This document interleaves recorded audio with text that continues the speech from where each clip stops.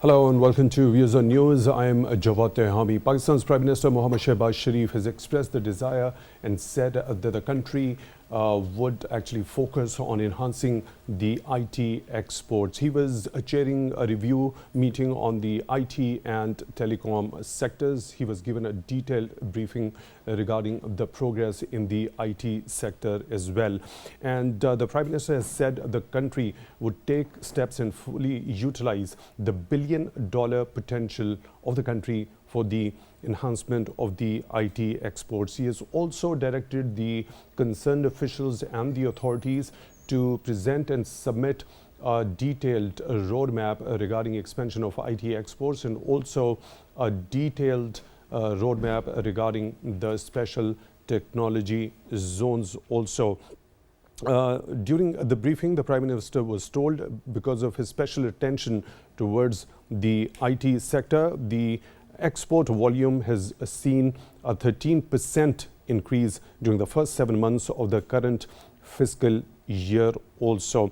We also saw during the last tenure under the Prime Ministership of Mohammad Shehbaz Sharif, the government gave mega incentives in the budget of 2023 and 24, specifically targeting the IT sector, which were aimed at enhancing the investment in IT sector as well as the subsequent exports in this particular sector. We also saw the caretaker minister for IT earlier, Dr. Umar Saif, had expressed the confidence owing to the current trajectory of the expanded exports in the IT sector. The country would soon achieve the target of $10 billion in IT exports. Also, information technology happens to be one of the key areas under the Special Investment Facilitation Council. In today's program, we are going to take a look into this particular sector. What is the potential for Pakistan as far as this specific sector is concerned? Also, in another major development, the Finance Minister Mohammad Aurangzeb has said that Pakistan was keen to sign a large IMF program and underscored the need for tackling the problems of low economic growth and high inflation through the stabilization policies. Earlier, we had seen the IMF spokesperson had said they look forward to support the formulation of a new medium-term economic program should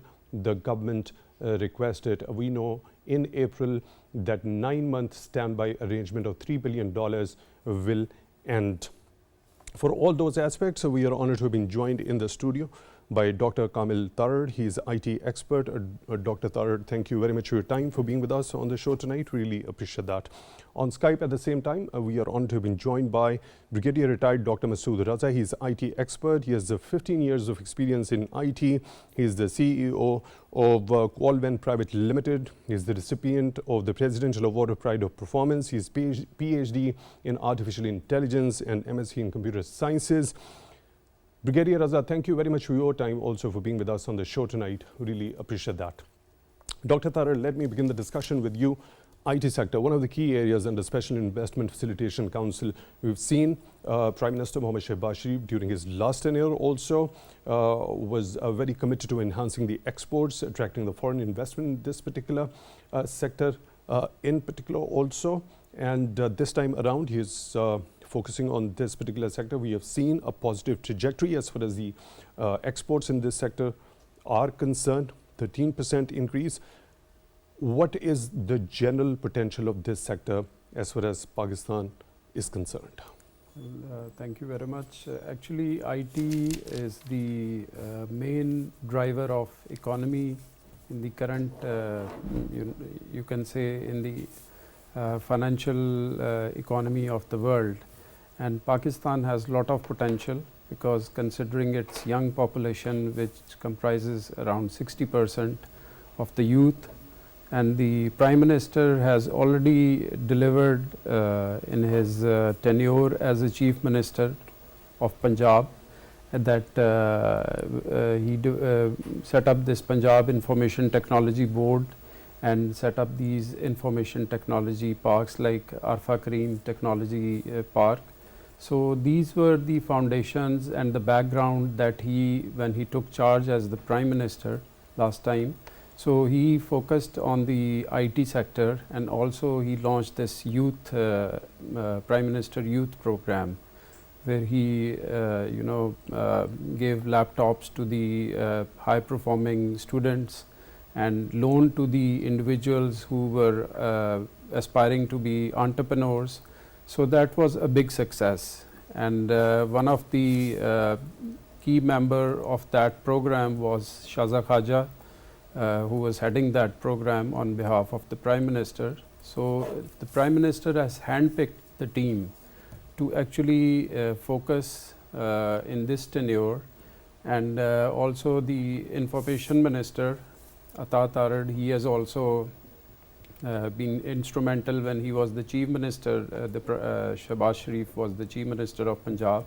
So based on all the success, he has picked up this this high performance team to deliver his the milestones and the targets that he has in his mind to take this IT exports from $3 billion to 10 or 15 billion dollars, which is very practical and achievable. But you need a team to deliver this. So he has also given the priority, and this was probably the second meeting. The first meeting was related to FPR automation, and second was this IT sector to promote IT software potential. So both of them are connected, and you need to have regulatory reforms which can help the economic reforms, and ultimately which can help the IT exports. So all these steps are in the right direction, although they are the initial steps. But I think with the commitment and the resolve and the vision that he has shown and the previous track record, I think all these will lead to the unfulfilled potential that Pakistan has, and hopefully this will result into right, let me proceed with the discussion. Brigadier Raza, what's your understanding when you talk about this particular attention and the focus of the Pakistani authorities as far as the IT sector is concerned? Right. I'm rather very anxiously waiting for the recommendations that the committee said that they're going to give out for the IT sector. Because in my opinion, it's very encouraging that the government of Pakistan is giving IT the focus that it actually needs for a country like us, and it's very encouraging, as I said. But how I see all this happening, the complete, the exports of IT really booming, and and some foreign exchange coming in through the IT sector. For that, we'll have to actually focus on what is selling these days, and not on a general kind of policies like simply IT parks. Yes, they help, or even giving laptops to students, going for uh, training regimes for the young ones. That all is going to help. But what we actually should look at is what is selling these days in the world, and then we should actually focus our energy and our resources, which we have very scarce. So we need to focus that on the real meat. And that I would say that if, as regards the expertise in IT, our neighboring countries has really advanced a lot in this field, and we are not that expert actually in IT. We are learning. We are focusing on IT, but the kind of softwares, the applications, AI, the kind of expertise that is needed for selling IT products is lacking in Pakistan. And what we need to start with, what we can do is that we can work on the business processes outsourcing.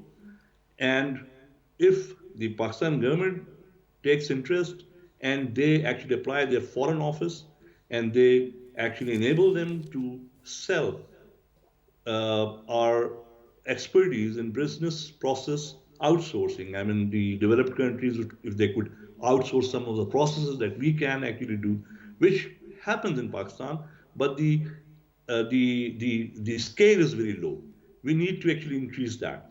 And meanwhile, while we are earning from these low tech activities, we need to actually focus on the expertise and then made those kind of a Silicon Valley kind of thing in Pakistan, or like we have in India, that kind of thing in Pakistan. And then we can focus on the expertise in IT on the products that are selling in the world. And AI actually is one of the best things that is selling. Right, Brigadier Raza, let me proceed with another participant who has just joined in the show, Dr. Vaqar Ahmed. He is an economist. Dr. Vaqar Ahmed, thank you very much for your time, for being with us on the show tonight. Really appreciate that. Now, talking about the government's attention, particularly on the IT sector and specifically to enhance the IT exports, how do you see this particular attention? What sort of dividends and potential is associated with this sector when it comes to enhancing the exports from Pakistan? Thank you very much for having me. You see, without even giving IT the status of a full-fledged industry or a classification of industry, already this sector is rendering 1% of our GDP, which is the national income. And this comes to around 3.5 billion US dollars. So this is already a significant contribution by a sector which until recently wasn't even recognized in the national income accounts. And the more promising aspect is that this sector is one of the fastest growing in our GDP, and it doubles every 4 years. And certainly could grow by geometric progression as well, given the demand that we are seeing globally. Going forward, we are seeing a lot of demand in case of software development, IT-enabled services for data centers, technical services like call centers, and telecom services. Within each of these 4 subsets, we are expecting export demand. And I think the question won't be that whether Pakistan's digital sector exports will be demanded or not. Question will be that can Pakistan provide at scale? That will be the question going forward. Right. Dr. Ahmed, when you talk about those markets which Pakistani authorities can actually focus upon, what markets could serve as a lucrative place for the Pakistani IT exports in particular? So currently, as we see it, we've already achieved quite a bit of penetration in case of North America, in case of EU. And if I can generalize, most of the English-speaking countries where, for example, our trained IT or back-end of IT is providing their services. I think going forward, one would certainly like to pitch Pakistan's digital sector services to virgin markets, including Latin America, Africa, Asia Pacific. And the thing which should go in our favor is the current market demand in these areas, growing population in these regions, but also the fact that a weak rupee, the devaluation of rupee, has actually made Pakistan's services exports much more attractive abroad. Right. Dr. Ahmed, when we talk about enhancing the skills, imparting education, and also incentivizing the new startups here in Pakistan, what's required for that? What further measures are required in order to consolidate for the probable dividends? Yes. So we do have a decent ecosystem which allows growth of startups in the digital sector. We have seen a prolific growth on the back of national incubation centers, Ignite program, which was is still being led by Ministry of Information Technology and Telecom. And then all the provinces have come forward in their annual development program, ADPs as we call them. We see schemes which are promoting startups, freelancers. Just day before yesterday, we saw that even in merged areas of Khyber Pakhtunkhwa, there has been a large growth of single entity startups being incorporated, which is very promising. I think the challenge now is to really continue to find new business for these startups so that they not only grow, they become exporter of digital goods and services. And what we have seen is that the regulatory system somehow needs to be reformed, because most of the startups often complain that when they grow or when they scale up, it is the tax regime, it is the regulatory regime that hurts them. So we need to have a pro-growth tax regime so that these startups can really grow at scale and become exporters.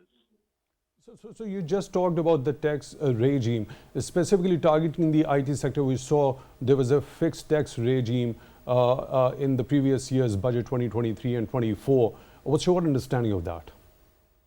Yes, I think most of these schemes have been well-intentioned. Even provinces have reduced general sales tax on services for the IT and digital sector, which is indeed very promising. But when one talks about the startups, the problem is not about the rate of taxation. The problem is about compliance with taxation. These are very small entities, and often these are one-person entities who are doing good exporting business.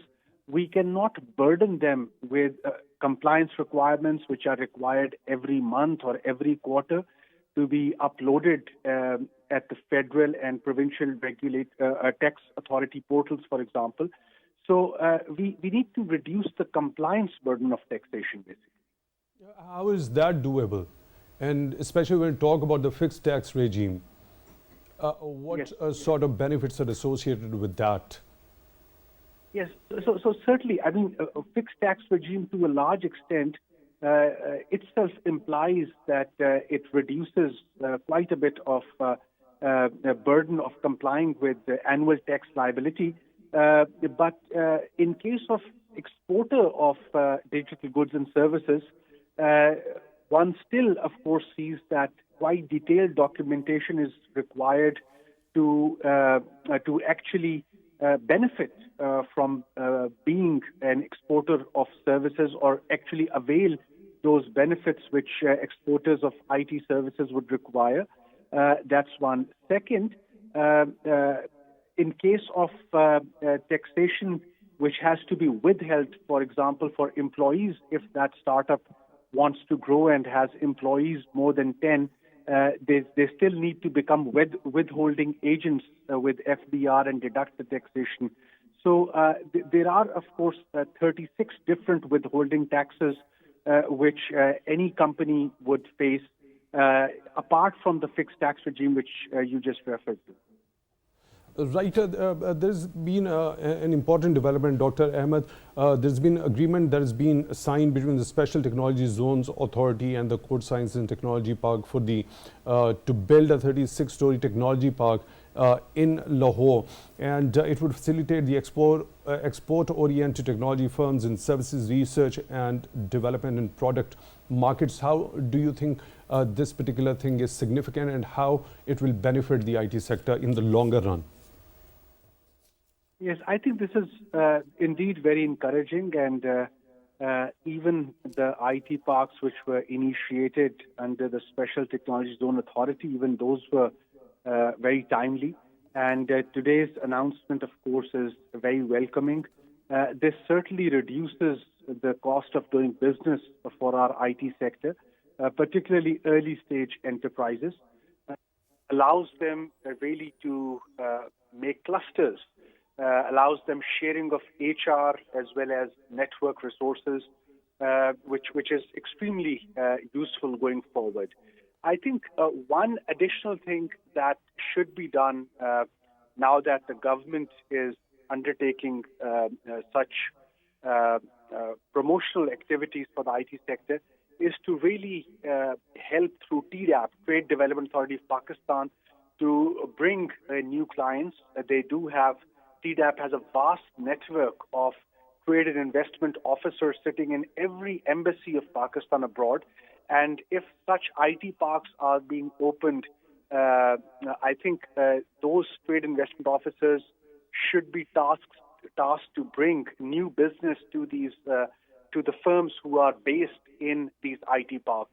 And if I can add that while it is encouraging to see these IT parks opening up in mainstream cities, of course, one would like to see them opening up in second-tier cities of Pakistan as well.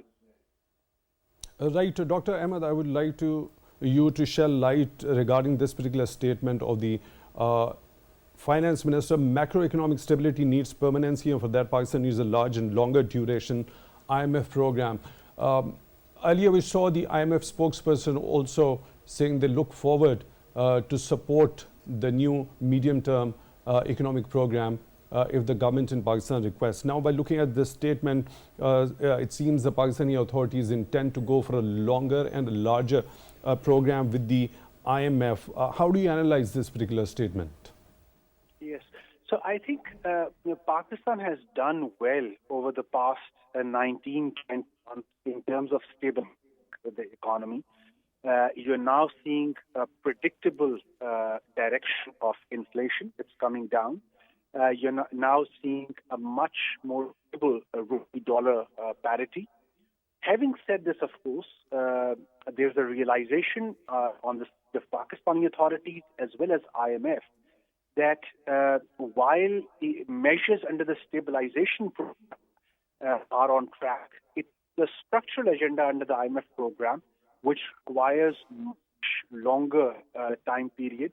There are political questions around privatization, around law, state-owned enterprises, even around future of tax reform, around energy tariffs.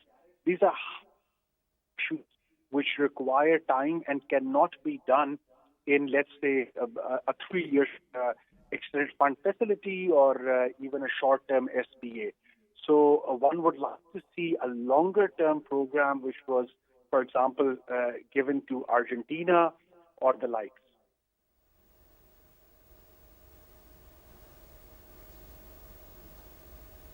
I think, unfortunately, we have lost the connection with Dr. Vaqar Ahmed. Dr. Vaqar Ahmed, the economist, joining us on the phone line. Thank you very much for taking time out for Views on News tonight. Really appreciate that.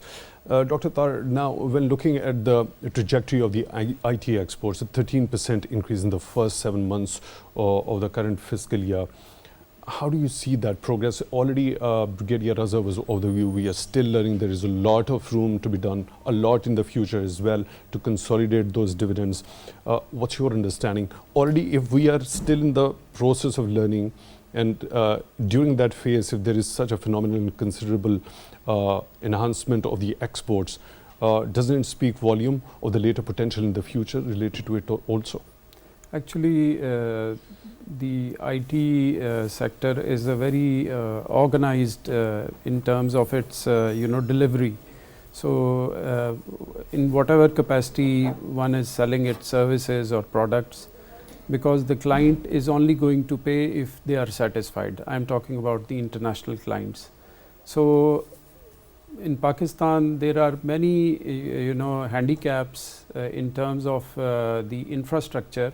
We don't have the cost of internet for these young people is too high.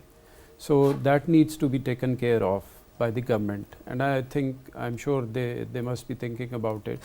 And then these, the whole working environment has changed. It's now a cloud-based system globally.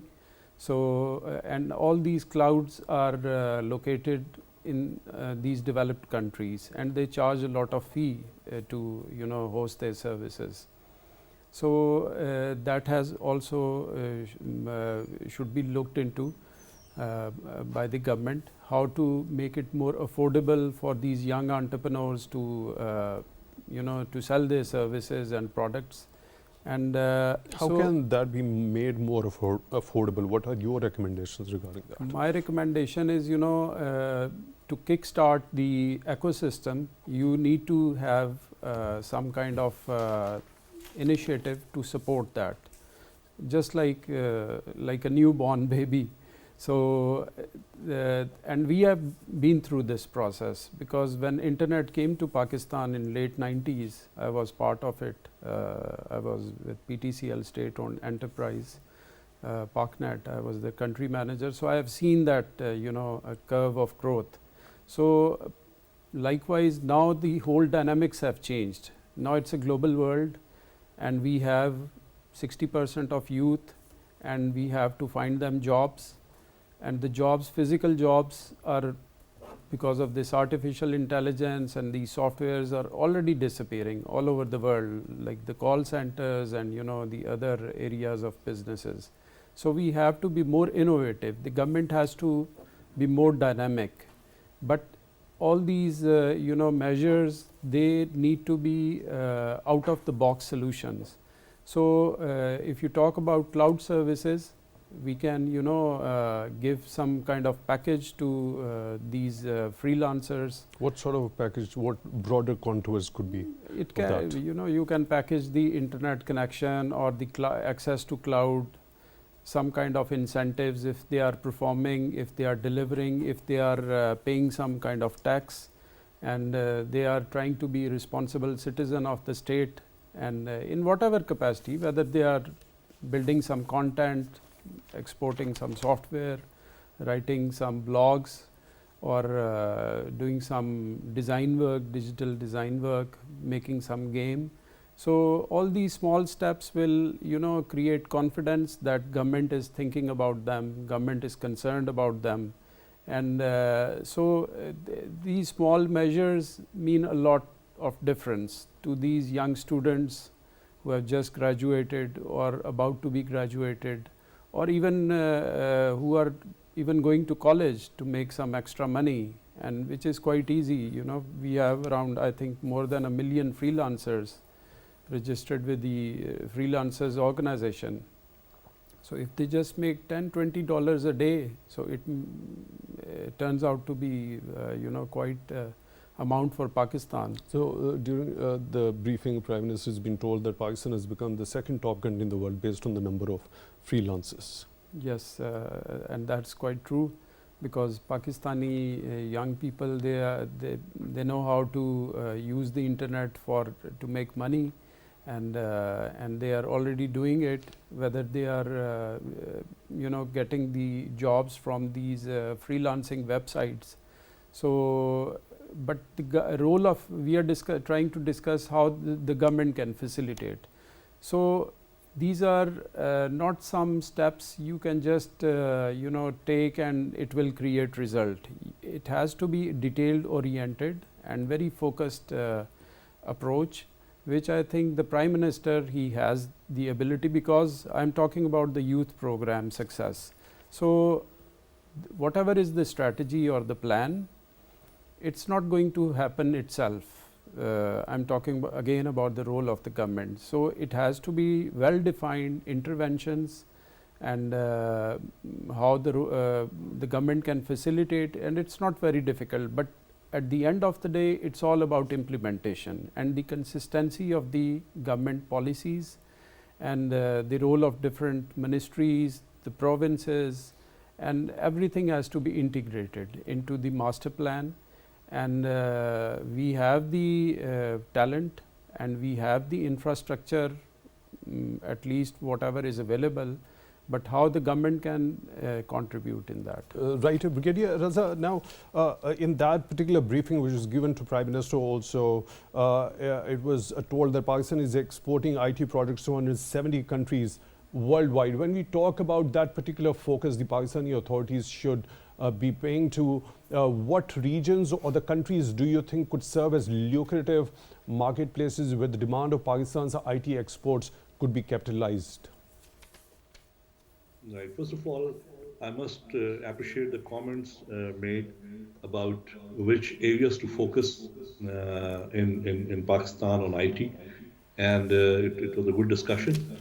Regarding your question, which countries actually that we should export to?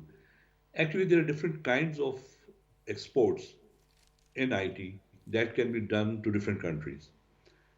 Uh, some say in African region, actually we could do the basic, web development, e-commerce, and these kind of not very high-tech softwares we can sell to the this African region. Uh, but naturally, as we all know in everything, there's a food chain. So the the export is going to be, yes, volume is going to be high, but the kind of foreign exchange that will be rolling in would not be that much. To get uh, a real high value products out there, we need to actually go high tech. And if, as I said, the government is focusing now on IT, we should go to the top of the food chain. The other is just an anecdote. I was just talking to a guy last night, and he did small little projects as a freelancer, and he earned like $500 in 5 months. But he actually improved himself and he learned AI and did one project of $500 in like a week or so. So this is the kind of uh, difference the high-tech software and the low-tech technologies and software have. And I was just reading an article today. Indian actually services export is last year was around $400 billion services export, and out of that, 49% is IT services. Mainly as we were discussing the cloud services and digitization and naturally business process outsourcing. Those those are the things that are selling these days. So they made like $200 billion from IT services of not very high tech, kind of middle level technologies.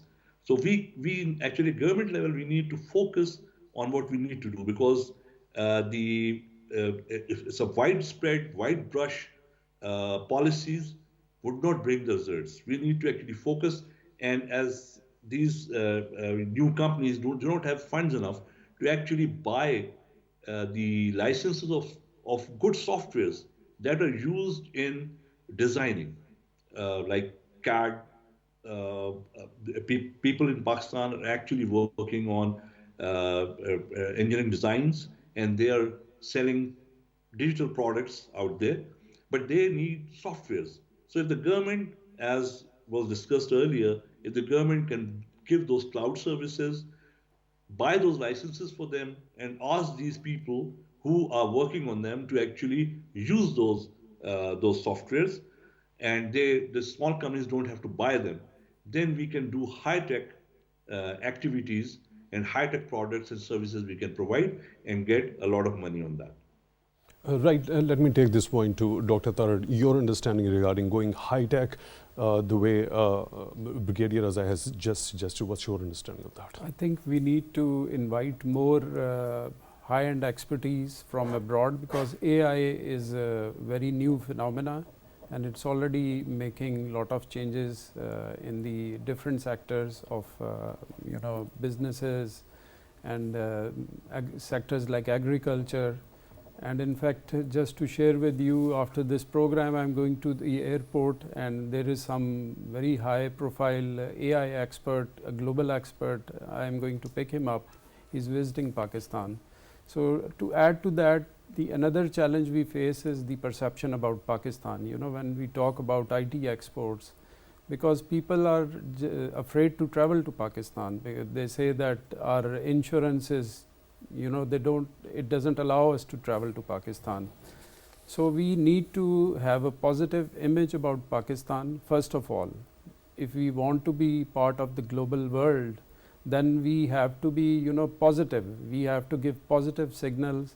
Our leadership has to give whatever fighting we have to do, it should be done inside Pakistan, not But that political stability, the unity among all the stakeholders. Yes, and especially the business impression to these foreigners, and because these exporting countries, mostly it's Europe and United States and so the Middle East. specifically when we talk about that perception among the Western countries or the world at large when it comes to that potential of the youth, here in Pakistan, as you already mentioned, it happens to be 60%, and also the government focusing. This is the lens through which Pakistani authorities are seeing that we have got a huge potential when it comes to the expansion of IT exports to the world. How the world specifically, through which lens they actually see the IT potential of Pakistan? The IT potential, we have to market it. It's as simple as that, because this is what India is doing. Their Prime Minister is selling India. Even if India has so many problems and so much turmoil, but at the end of the day, they are successful in selling. So similarly, we have to do that. And this is what I think the Prime Minister is trying to do. But the rest of the government has to keep pace. They have to deliver, and they have to, make his plan successful. So the foreigners, they have a very negative perception about the business environment. They are afraid to share their data. So we have to have a very good cyber security. So when we talk about this particular area of IT, it comes under the ambit, one of the 5 key areas under the Special Investment Facilitation Council that is basically aimed at overcoming all those hurdles the international investors might find or would have come across earlier. But this particular initiative actually aims to overcome those bureaucratic hurdles and also facilitate them through a one-window operation. So in association and with that particular grant initiative, don't you think it would have a considerable difference when it comes to the international perception, specifically focused on this area? We need to market it. We need to market the role of SIFC and how they are facilitating. They are already doing a lot of positive things, like this retention of 50% of foreign currency by these companies and lot of other things. But the issue is, it's not about the political, it's the management of the government itself. And I've been working in the e-government sector. So it is the government working itself which is the big bottleneck to market Pakistan. Right. So talking about the taxing this particular sector, a fixed tax regime was introduced for this particular sector in the 2023 and 24 budget. How do you think it does benefit? It's a good proposal, but it has to be very simplified for a young entrepreneur to understand it, to manage it, instead of he or she focusing on tax issues or the tax notices. They should be focusing on their profession and their service delivery. So everything has to be digitized. There should be no human intervention. This is my recommendation. Even if some tax notice is served, no individual should be named Assistant Commissioner this and this zone. It has to be an automatic generated message. So the FBR in fact has a lot of challenges itself. That is why we only have 3 or 4 million taxpayers in Pakistan. So if we want to promote more IT services and the children who are more tuned to the automatic environment, and they don't understand this physical going to tax offices, and so these kind of small issues which they face, but they are the big bottleneck for to promote the sector. Right, you already brought that issue of FBR. So FBR restructuring and the reforms are pretty much underway. Now the finance minister has also said those would be implemented, and also sharing the information that the FBR has the information about more than 52 million people, but this data has not been translated into taxes. Now this end-to-end digitization or bringing transparency and ending the leakages, how significant a step it could be in order to broaden tax base? This is I think this can be the make or break for Pakistan, because people are paying taxes, although in indirect way. But this direct taxation that FPR targets they want to achieve, it can't be done unless they have the software, a successfully implemented software where people feel that it's a fair taxation system. So the confidence of the people itself has to be, put in place as far as FPR is concerned. So regarding this perception of Pakistan, I would recommend that, there are some very famous Pakistanis living in US. We need to, one of my friends, Shah Al Khan, he is a very famous entrepreneur, a billionaire in US. So we need to engage such kind of people who have a lot of goodwill for Pakistan, and there are many other people. So these kind of, this is what made India successful. The Indians, they came back and to India and set up the companies and brought the business. So we need to first of all engage the Pakistanis who are already living in US, and they are successful people. They have access to their governments, to their administration. Right. Of course, finding new clients is also very important. So it has to be a holistic approach, and but the commitment of the political leadership is, which I can see happening right now. Right, Brigadier Raza, you already mentioned that the government needs to focus on going high tech. As far as going high tech is concerned, how crucial and important is the infrastructure associated with that? There's been a development, the agreement that I already took the view of Dr. Vaqar Ahmed about the construction of the 36-story technology tower in Lahore. Around 7,000 to 8,000 people in a single shift would be able to work within that. How significant that is, and especially what's the importance of the related infrastructure, the provision of it when Pakistan aims to go high tech? Right. Naturally, these ventures by the government will add on to the facilities, and actually these parks are there to support either freelancers, individuals, or very small startups that buy or that rent small offices and they work from there.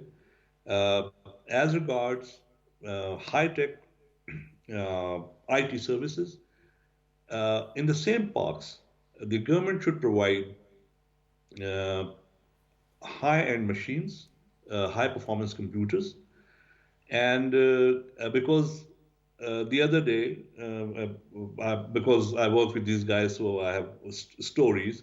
The other day, I asked a young man to actually run an artificial neural network model on his laptop, and after a few minutes, the laptop was red hot, and it was about to burn out, and then we had to stop that processing and computations.